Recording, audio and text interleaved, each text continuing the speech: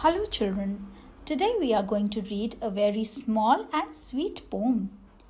Ferry Me Across the Water from your Grafalco Comprehension book. But before beginning with the poem, let me tell you the meaning of ferry. Ferry is a word that can be used both as a verb and as a noun. First, let me tell you the meaning of ferry as a noun. Ferry is a small boat that carries people across a body of water from one place to another. Let us see something interesting before beginning with the reading of the poem. I'll show you various kinds of ferry boats. The first picture that you see is that of an electric ferry boat. Electric ferry boat runs on electricity. The boat at the bottom is a solar-powered ferry boat that runs by solar power, that is the energy received from the sun.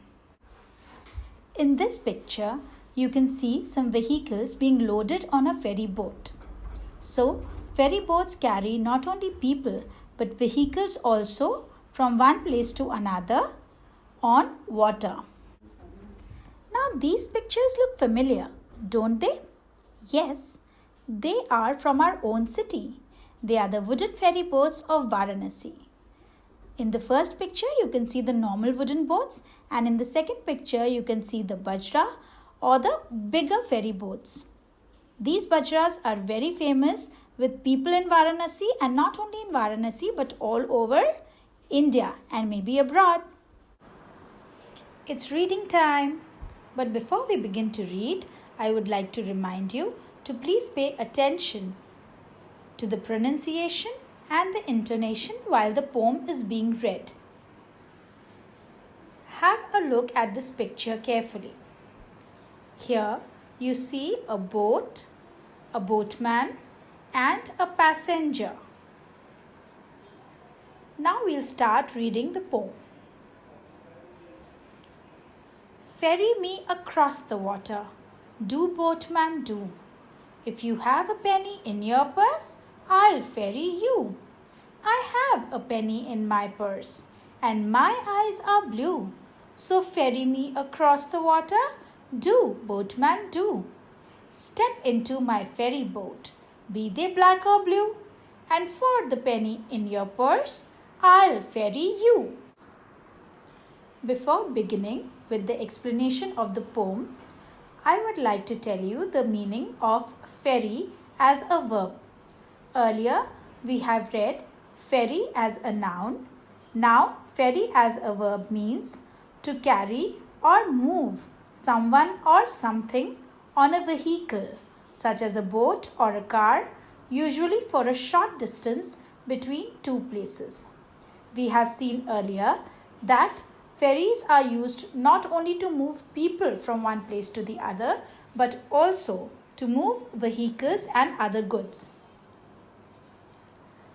The poem takes place as a dialogue between a passenger and a boatman. Lines number 1 and 2. Ferry me across the water, do, boatman, do. A passenger asks a boatman to ferry her across the water. Here we can see in the picture that a little girl who is the passenger asks the boatman to ferry her across the water. Do boatman do is said to the boatman so as to make a request. If you have a penny in your purse, I'll ferry you. In response to the passenger's request, the boatman says that he will ferry the passenger only if she has a penny to give to him in her purse. Here you can see a picture of a penny. Penny is the currency or the money that the boatman wants to charge from the passenger to ferry her across the water. He wants to take charge because we have to pay for any kind of service that we avail. I have a penny in my purse and my eyes are blue. The passenger says that she has money in her purse to pay the boatman and the color of her eyes is blue. Here in the picture you can see a purse in which the girl is carrying the Money. Purse is used by girls and women to carry money and other belongings, usually when they go out. So ferry me across the water, do boatman do.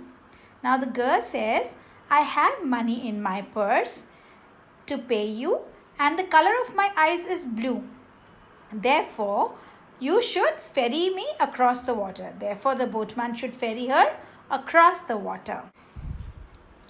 Step into my ferry boat, be they black or blue.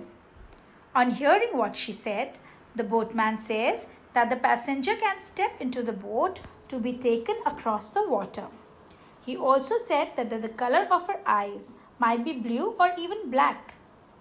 And for the penny in your purse, I'll ferry you.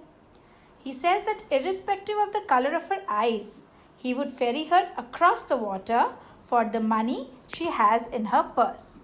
So her eyes might be blue or black or maybe any other color, but he would ferry her across only for the money, only for the penny that she has in her purse. Dear children, I hope you have understood well the poem that we've just read and explained. Now it's time to do some exercise. Not the physical one, but the questions based on the poem that we've just read. Answer the following questions. Question 1. What did the passenger ask the boatman to do? The answer to this is very simple.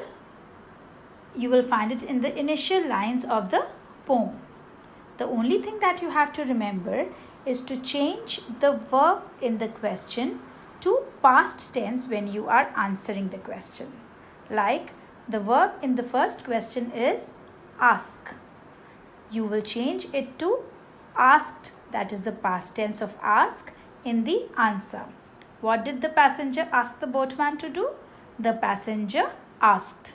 And your answer, the remaining answer. Question 2. What was the boatman's reply? Here again, the answer is very simple. You will find it in the initial lines. The only thing again to remember is to change the verb into its past tense. Reply will become replied. Children, the only thing that you have to keep in your mind is that the spellings should be correct and the handwriting should be neat. Then only your work will look presentable. Question 3. Again, the poem is very simple. Read it, you will find the answer straight away.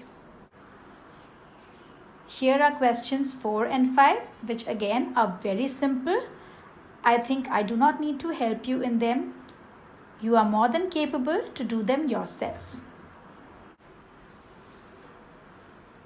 Question number 2. Tick the right answer. Again, a very simple question where you just have to tick the right answer. It is very simple. You just have to tick and not write anywhere. Question number 3. Write a sentence with these words. You have been given 3 words: boatman, penny and purse. And you know the meanings of all these 3 words. They are very simple and easy. I know and I am sure that you will come up with beautiful sentences. Question number 4. Put an arrow. You can see an arrow that is facing upwards in the space where a word is missing. Write the missing word. Okay? This is interesting. Number 1. If you have a in your purse, you know where you have to put the arrow and write the word in front of the sentence, right? If you have a in your purse, you know what the answer should be. It is very simple. That brings us to the end of this poem. Children, please remember to do your work in very good handwriting and with correct spellings, which is very, very important. Thank you. See you again soon. Stay safe, stay happy. Bye-bye.